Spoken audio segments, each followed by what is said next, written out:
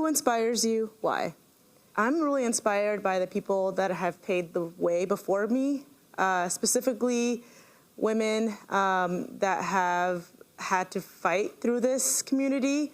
I'm talking the ones that are 40 plus, because I think right now it's definitely becoming more diverse and more gender inclusive. However, it wasn't like that, and it's really, really apparent, especially I just before this Googled famous improvisers, and if you're going through that list, it's, you know, there's a lot of funny people on there. I'm not going to argue that, but it's also like it took, I think, until number 53 before there was a black woman on there, you know, and so it really speaks to a lot of people that have paved the way. Carla Kukowski, Jamie Moyer, Meredith Monroe, Amber Ruffin. Like, there's just so many people I feel like have really made this accessible, and I thank them a lot for it. Let's see.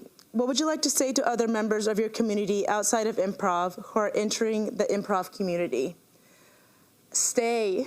That is like my one thing is stay, because we need you. There are not a lot of us that look like me. In fact, I was struggling to find somebody that looked like me, that's Latina, queer, even a little bit thicker. I was super happy when I first saw somebody, Mariah Munoz in the community, who's not only an excellent improviser, an actor, fashionista.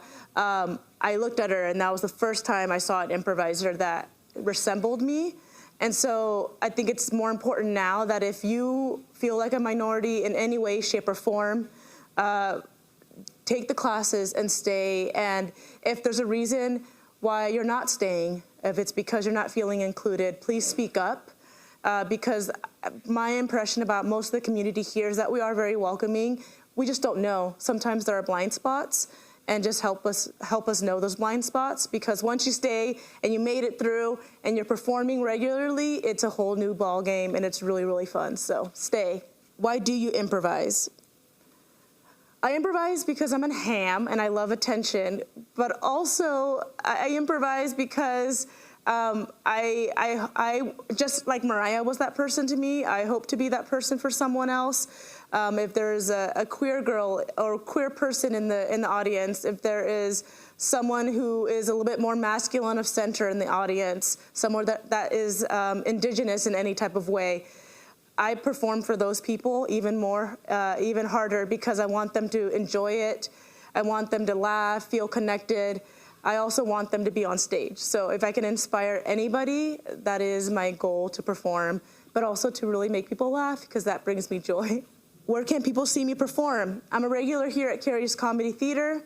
I also really do enjoy doing drag. I'm a drag king on the side, and my group is called XXXY. We perform regularly in the Portland metro area, and we have a show here at Curious every second Friday at 9:30 p.m. It is a drag show up top, and then it's a karaoke party after. We have found that people that love drag tend to love karaoke and vice versa, so it's always a good time, even if you're not performing. If you're just being an audience member, it is a very welcoming, safe, fun event. Are there any specific diversity, equity, or inclusion tools that you have found helpful, like timeouts, check-ins, boundary settings, etc.? Do you have any stories of them in action? I have found timeouts, check-in, and boundaries really helpful. That's something that got implemented after I started doing improv. We always checked in, like, how are you, but not necessarily very specific, like what are your access needs, how are you feeling today, what are no-goes for you.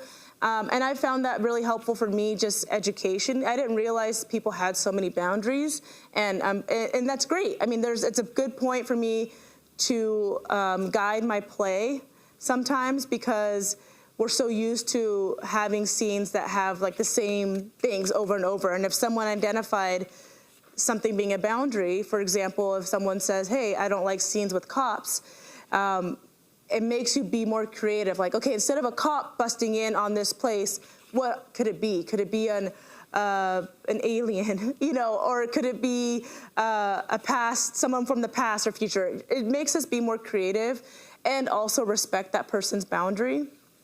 I I also really enjoy when it happens live in a scene and see someone take action. What I mean by that is I saw a show once where Stacey Halal was in the scene with another player, and that other player made a choice that spoke on a stereotype. For example, like someone that was a maid in a specific culture. And I remember sitting in the back, and I didn't even realize it at the time, but I started tensing. I was like, oh, this moment feels a little bit close to home.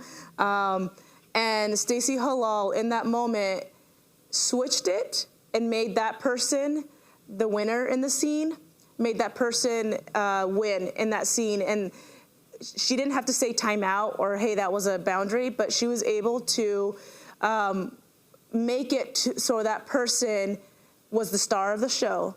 And I felt it in my body, and I'm sure the audience also felt it, that it was like, we got it. Like, she made it so we were all feeling okay again. So I also think when it happens on the stage, it's really impactful.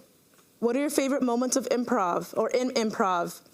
I love when I connect with the audience. I do this quite a bit where I kind of break the fourth wall and like ask if they get the joke. And to me, that's the best. I like to check in a lot, and to really know that they're on the ride with us is the best feeling in the world. And when you end a show knowing that everybody on the stage was respected, we all supported each other.